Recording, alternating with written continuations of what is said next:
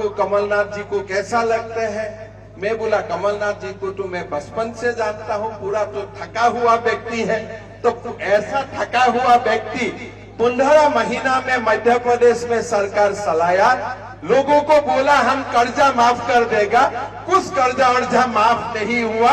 ऐसा ही व्यक्ति दोबारा बोल रहा है मैं मुख्यमंत्री बनूंगा। भाइयों और बहनों, आज हमारा देश जब नरेंद्र मोदी जी एक नया ऊंचाई में ले जाने का कोशिश कर रहा है और उसका रिजल्ट भी हमको देखने का हम देख रहा हूं, उसी समय एक कांग्रेस ने नया गठबंधन बनाया। उसका नाम उन्होंने दिया कोई इंडी पिंडी मिंडी अलायंस, और अच्छा से मेरा नाम भी याद नहीं होता है। अलायंस बना लिया और अलायंस बनाने का बाद वो लोग बोलना शुरू किया कि अभी हम इंडिया हो गया इसलिए हम चुनाव जीत जाएगा। आप उसको बोलिए, अगर हम कल महात्मा गांधी का नाम ले लूंगा तो मैं महात्मा गांधी बन सकता हूँ क्या? कल अगर मैं बोलता हूँ कि मेरा नाम नेताजी सुभाष चंद्र बोस है, मैं क्या नेताजी सुभाष चंद्र बोस बन जाऊंगा? इस सरकार का नेतृत्व करता है डीएमके और वो सरकार में कांग्रेस भी शामिल है। वो सरकार का मंत्री ने बोला कि हमारा हिंदू जो धर्म है, सनातन धर्म है, वो मलेरिया जैसा है। फिर जाके एक मंत्री था राजा बोल के, उन्होंने बोलना शुरू किया कि हिंदू धर्म एक जैसा है। फिर आगे जाके उनका जो कांग्रेस का अध्यक्ष है आज का दिन, मल्लिकार्जुन खड़गे जी ने बोलना शुरू किया कि हिंदू धर्म का कोई हैसियत नहीं है। आज आप लोग खुद सोचिए, आज भारत का 80% लोग हिंदू है। ये हमारा भारत का संस्कृति, भारत का सभ्यता और पूरा भारत का जो आज विकास है, ये हिंदू लोगों का वरदान है। और हिंदू ने ही हमारा भारत को ये खूबसूरती दिया है। और वही हिंदू का ऊपर, वही सनातन का ऊपर राहुल गांधी जी का जो दोस्त लोग है, वो लोग बोल रहा है कि हमारा हिंदू धर्म एड्स है, हमारा हिंदू धर्म मलेरिया है। मैं राहुल गांधी को बोलना चाहता हूँ, आप अगर वो लोग का साथ नहीं है तो आपका गठबंधन से आप डीएमके को बाहर कर दीजिए। कांग्रेस क्या बोलता है? कांग्रेस बोलता है नहीं, ये तो उनका फ्रीडम ऑफ स्पीच है, बातें बोलने का अधिकार है, हम लोग कुछ नहीं कर सकता हूँ।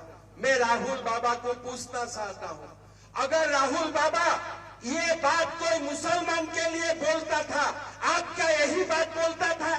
अगर मुसलमान का खिलाफ एक भी कांग्रेसी बोलता था तो आप उनको पार्टी से तुरंत बाहर कर देता था। लेकिन हिंदू का खिलाफ बोला, आपने कुछ नहीं बोला। इसलिए आप भी खुद ये षड्यंत्र में शामिल है। हिंदू को बर्बाद करने के लिए, हमारा संस्कृति, हमारा सभ्यता को बर्बाद करने के लिए वो जो षड्यंत्र है, ये षड्यंत्र में खुद गांधी फैमिली खुद इन्वॉल्व है। वही लोगों का इशारा में आज लोग सनातन और हिंदुओं का खिलाफ बोलने के लिए साहस कर रहा है। आगे भी नहीं चलेगा, हमारा पार्टी जनता का आशीर्वाद से ही चलेगा और आगे भी चलते रहेगा। तो मुझको किसी ने पूछा कि आपको कमलनाथ जी को कैसा लगता है? मैं बोला कमलनाथ जी को तो मैं बचपन से जानता हूँ, पूरा तो थका हुआ व्यक्ति है। तो ऐसा थका हुआ व्यक्ति 15 महीना में मध्य प्रदेश में सरकार चलाया, लोगों को बोला हम कर्जा माफ कर देगा, कुछ कर्जा वर्जा माफ नहीं हुआ। ऐसा ही व्यक्ति दोबारा बोल रहा है मैं मुख्यमंत्री बनूंगा। आपको मुख्यमंत्री बनना है नहीं बनना है वो मैं नहीं जानता हूं, लेकिन भारत का जनता को या मध्य प्रदेश का जनता को नरेंद्र मोदी चाहिए और नरेंद्र मोदी का नेतृत्व में ही हमारा देश विश्व गुरु बनना चाहिए। यही भारत का जनता आज मांगते हैं, यही भारत का जनता का आज इच्छा शक्ति है। भाइयों और बहनों, आसाम से अभी बहुत बड़ा चर्चा है आपका मध्य प्रदेश का। हर लोग मुझे आज के बोलता है कि हमारा प्रदेश में लाडली बहना स्कीम कब चालू होगा। हमारा मुख्यमंत्री जी ने पूरा भारत में हाहाकार लगा दिया लाडली बहना स्कीम निकाल के। ऐसा बड़ा स्कीम आज का दिन में भारत का कोई स्टेट में नहीं है। 1,25,00,000 माताओं का खाता में 1,250 रुपया हर महीना जाते हैं। और आगे शिवराज जी बोल दिया कि आगे जाके 3,000 रुपया देगा। तो हमारा सारे मुख्यमंत्री का भी दिल धक धक कर रहा है। अगर सचमुच शिवराज जी 3,000 रुपया दे दिया तो हमारा तो कुर्सी में बैठने का भी हमारा शक्ति नहीं रहेगा। हमारा माता बहन बोलेगा भाई आप भी हमें भी दो, लेकिन हम कब दे पाएगा मैं नहीं जानता हूं। लेकिन आज मेरा दिल से मैं धन्यवाद देना चाहता हूं शिवराज जी को कि आपने इतना बड़ा स्कीम लेके आया। लाडली बहना स्कीम 1,230 रुपया हर महीना। और पहले तो मैं सुना था, शुरुआत किया था 1,000 रुपया, जैसे मीटर घूमता है तुरंत मीटर घूम गया 1,250 तक। और आगे जाके अभी मैं पूरा एयरपोर्ट से देखते आया, शिवराज जी बोल रहे हैं कि इसको आगे जाके 3,000 रुपया किया जाएगा। ऐसा बड़ा स्कीम आज भारत में कोई प्रदेश में नहीं है। अभी हमारा अध्यक्ष जी ने बता रहा था कि लाडली बहना स्कीमों का जो माँ है, बहनों हैं, और उज्ज्वला स्कीम का जो माताओं है, उनके लिए अभी गैस में भी कुछ सब्सिडी देने का भी बात चल रहा है। इतना बड़ा स्कीम कोई सरकार नहीं कर सकता है, इतना बड़ा स्कीम हो ही नहीं सकता है भारत में। तो इसीलिए मैं शिवराज जी को और मध्य प्रदेश का भाजपा कार्यकर्ता, सरकार, सारे लोगों को, हमारा कार्यकर्ता बंधुगणों को बहुत बहुत धन्यवाद देना चाहूंगा। भाइयों और बहनों, मध्य प्रदेश में चुनाव आ रहा है और मध्य प्रदेश चुनाव का तुरंत बाद देश का लोकसभा चुनाव होगा। आप लोग खुद जानते हैं हमारा देश का हालत क्या था जब कांग्रेस का समय था। हमारा देश का हालत सब लोग जानते हैं। जब मध्य प्रदेश में कांग्रेस का सरकार चला था तो लोग कौन सा रोड है, रोड ढूंढ में नहीं मिल सकता था, गड्ढा था, रोड नहीं था। फिर मध्य प्रदेश में इलेक्ट्रिसिटी का फैन था, पंखा था, लेकिन कारण नहीं था। ऐसा ही हमारा देश का हालत था जब कांग्रेस का सरकार था। सारे ओर भ्रष्टाचार था, सारे और परिवारवाद था। नरेंद्र मोदी जी ने आज हमारा देश को पूरा की पूरा परिवर्तन कर लिया। आज हमारा भारत विश्व गुरु बनने का तरफ जा रहा है। आज आप लोग खुद देखा है, जब बड़ा बड़ा देश चंद्र तक जा नहीं पहुंचा है, वहां भारत का चंद्रयान पहुंच चुका है। जब हमारा प्रधानमंत्री जी को नया नतुन दिल्ली में हमारा G20 का शामिल हुआ, जैसे जैसे राष्ट्र का नेताओं ने, विदेशी राष्ट्र का नेताओं ने जैसा सम्मान प्रदर्शित किया, वो देख के हमारा सीना गर्व से ऊंचा हो जाते हैं। इसीलिए आज हमारा दायित्व है कि हम लोग सब मिलके मध्य प्रदेश में भी बीजेपी का सरकार बनाना है और आगे जाके प्रधानमंत्री मोदी जी को तीसरा बार हमारा देश का प्रधानमंत्री बनना चाहिए। ये हमारा लक्ष्य होना चाहिए और इसके लिए हमें दिन रात मेहनत करना चाहिए। मैं हमारा मध्य प्रदेश का पूरा हमारा जनगण को मैं ये निवेदन करना चाहता हूँ। भाइयों और बहनों, आज हमारा देश जब नरेंद्र मोदी जी एक नया ऊंचाई में ले जाने का कोशिश कर रहा है और उसका रिजल्ट भी हमको देखने का हम देख रहा हूं, उसी समय एक कांग्रेस ने नया गठबंधन बनाया। उसका नाम उन्होंने दिया कोई इंडी पिंडी मिंडी अलायंस, और अच्छा से मेरा नाम भी याद नहीं होता है। अलायंस बना लिया और अलायंस बनाने का बाद वो लोग बोलना शुरू किया कि अभी हम इंडिया हो गया, इसलिए हम चुनाव जीत जाएगा। आप उसको बोलिए, अगर हम कल महात्मा गांधी का नाम ले लूंगा तो मैं महात्मा गांधी बन सकता हूँ क्या? कल अगर मैं बोलता हूँ कि मेरा नाम नेताजी सुभाष चंद्र बोस है, मैं क्या नेताजी सुभाष चंद्र बोस बन जाऊंगा? लेकिन ये जब अलायंस हुआ, ये अलायंस होने का बाद क्या शुरू हुआ, सारा देश में एक हमारा सनातन विरोधी माहौल बना। ये अलायंस का एक में इस सरकार का नेतृत्व करता है डीएमके और वो सरकार में कांग्रेस भी शामिल है।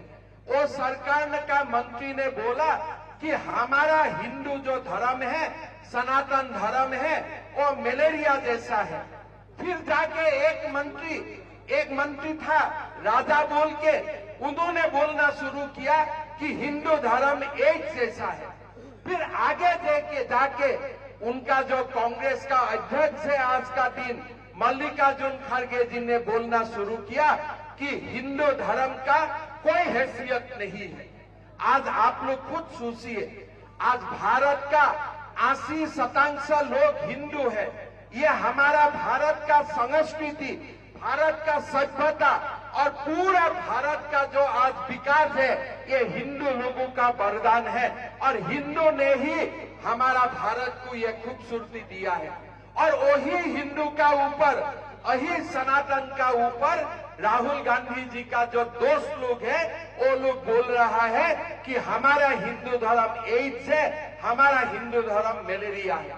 मैं राहुल गांधी को बोलना चाहता हूं, आप अगर वो लोग का साथ नहीं है तो आपका गठबंधन से आप डीएमके को बाहर कर दीजिए।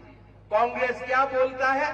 कांग्रेस बोलता है नहीं, ये तो उनका फ्रीडम ऑफ स्पीच है, बातें बोलने का अधिकार है, हम लोग कुछ नहीं कर सकता हूं। मैं राहुल बाबा को पूछना चाहता हूं, अगर राहुल बाबा ये बात कोई मुसलमान के लिए बोलता था, आप क्या यही बात बोलता था? अगर मुसलमान का खिलाफ एक भी कांग्रेसी बोलता था तो आप उनको पार्टी से तुरंत बाहर कर देता था, लेकिन हिंदू का खिलाफ बोला, आपने कुछ नहीं बोला। इसलिए आप भी खुद ये षड्यंत्र में शामिल है। हिंदू को बर्बाद करने के लिए, हमारा संस्कृति, हमारा सभ्यता को बर्बाद करने के लिए वो जो षड्यंत्र है, ये षड्यंत्र में खुद गांधी फैमिली खुद इन्वॉल्व है। वही लोगों का इशारा में आज लोग सनातन और हिंदुओं का खिलाफ बोलने के लिए साहस कर रहा है। भाई और बहनों, आप एक बार सोचिए, अगर वही व्यक्ति बोल देता था कि मुसलमान धर्म ऐसा है, ऐसा है, ऐसा है, कितना बवाल बना देता था ये कांग्रेसी लोग। लेकिन हिंदू का खिलाफ बोला, कुछ नहीं है, हम कुछ नहीं बोलेगा, बोलने दो। इसलिए हिंदू सर्तन जुदा करने नहीं जानते हैं, हिंदू सबको प्यार करता है, हिंदू सबका साथ मिलके रहता है। इसीलिए आप हिंदू का खिलाफ बोलो और हम लोग को चुपचाप सहते रहेगा और फिर हिंदू का पास आके ही एक बार मंदिर जाने का नाटक करो और हिंदू का वोट लो। ये उनका काम है। आज राहुल गांधी बोलते हैं कि मैं मोहब्बत का दुकान चलता हूं। यार, तुम मोहब्बत का दुकान चलाता है तब जाके गोल्डन टेम्पल में माफी मांगो। क्यों गोल्डन टेम्पल में तुम्हारा पुलिस और तुम्हारा आर्मी ने गोला बारूद फेंका था? आज तुमको अगर मोहब्बत का दुकान ही चलाना है तो जाके हमारा दिल्लियों का 3000 सिख फैमिलियों में माफी मांगो। किसने? तुम्हारा फैमिली का लोग जो प्रधानमंत्री था उस समय वही लोगों का ऊपर कैसा तुमने अत्याचार किया था वो भी याद करो। फिर तुम्हारा सोचो, तुम्हारा मोहब्बत का दुकान का कस्टमर कौन बनना चाहिए। आज राहुल गांधी बोलता है मैं मोहब्बत का दुकान चलाता हूं। यार भाई, तुम ही लोग भारत में नफरत लाया, तुम ही लोग भारत का माहौल हिंदू लोगों का विरोध में बनाया, तुम ही लोग आज भारत का माहौल खराब कर रहा है और तुम बोलता है मैं मोहब्बत का दुकान चलाता हूं। भाई, तुम्हारा दुकान में कोई कस्टमर नहीं जाएगा। तुम्हारा मोहब्बत का दुकान तुम्हारा घर में रखो। वो मोहब्बत का दुकान से हमारा कोई संबंध नहीं है। हम तो मोहब्बत का दुकान नहीं चलाता हो। हमारा देश प्यार और मोहब्बत का ऊपर ही चलता था, चलेगा और आगे भी चलते रहेगा। ऐसा ही ऋषि और मुनियों से हमने सीखा है और यही सीख लेके हम आगे बढ़ेगा। भाई और बहनों, देश में हम जब यूनिफॉर्म सिविल कोड का बात बताता हूं तब कांग्रेस नाराज हो जाता है। आप खुद सोचिए, एक हस्बैंड होगा, उनका क्या सार वाइफ होता है? ऐसा कोई सिस्टम हो सकता है क्या? अगर हमारा माँ का और 3 सौतेन घर में ही बैठा रहता है, वो घर में कोई परिवेश होता था क्या? तो इसीलिए हम लोग बोलता हूं, भाई ऐसा नहीं चलेगा।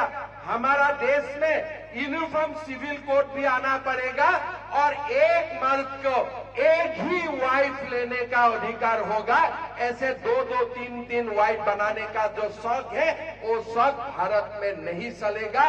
ये हमें क्लियर मैसेज कांग्रेस वाला को देना है।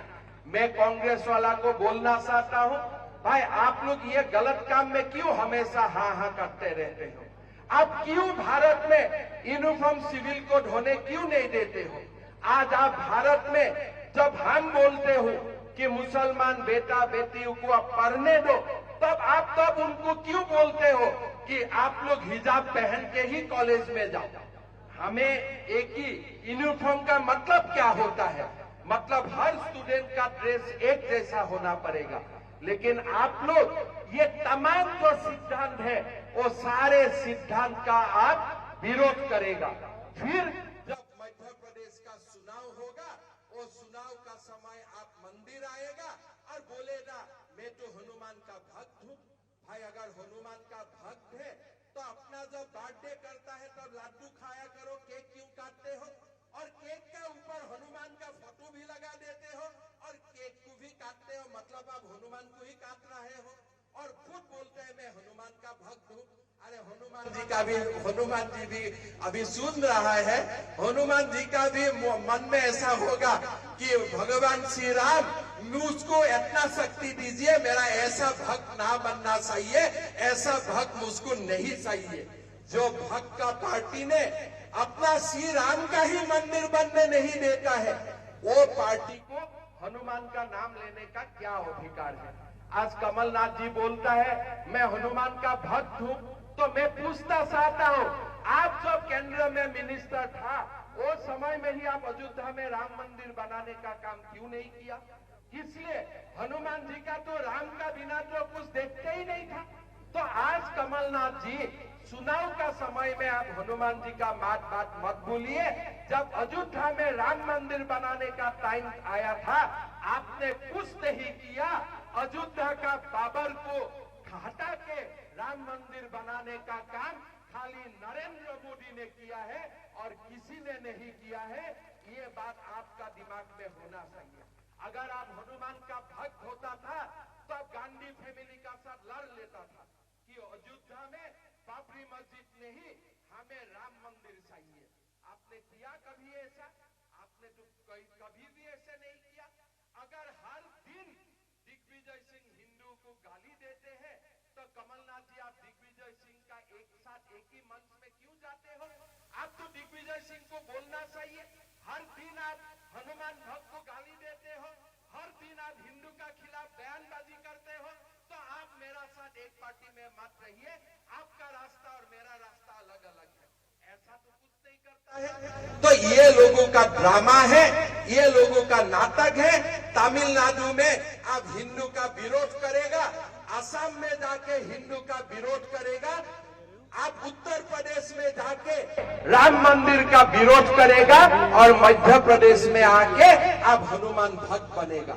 ये राजनीति भाई और बहनों, आप लोग सामने मत दीजिए।